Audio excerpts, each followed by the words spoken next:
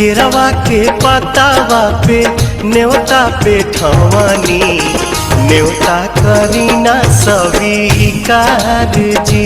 हाँ लिहिनाया रख मोर आदित्य गोसाइया परती के सुन ली पुकार जी।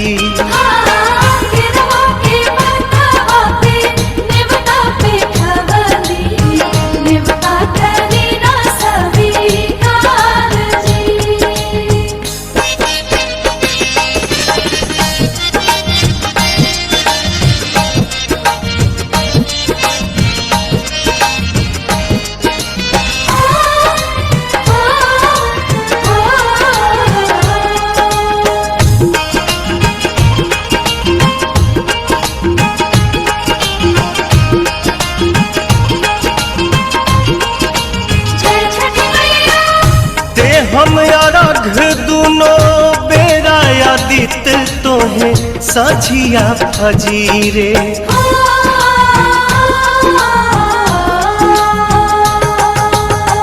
दूसरा अरघ देके मानव आशीष आके गंगा के तीरे।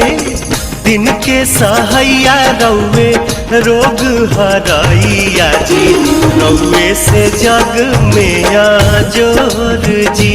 हाँ केरवा के पतावा पे न्योता पे ठवानी न्योता करीना स्वीकार जी।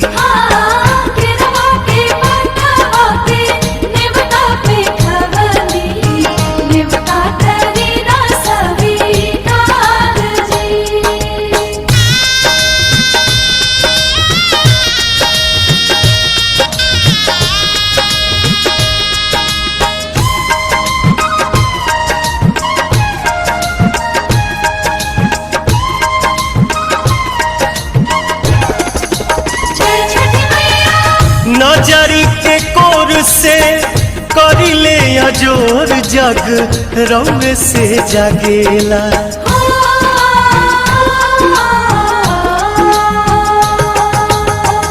रौवे से रात होला रौवे से दिन काल चक्र चलेला। हर साल करब बरत आई छठी घटिया हमनी पकड़ब उपकार जी। हाँ लिहिनाया रघ मोर आदित्य गोसाइया परती के सुन ली पुकार जी।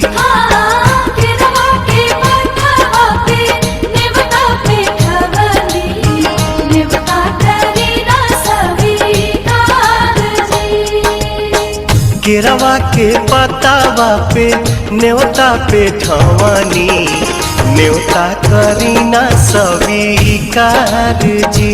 हाँ लिहिनाया रघ मोर आदित्य गोसाइया परती के सुन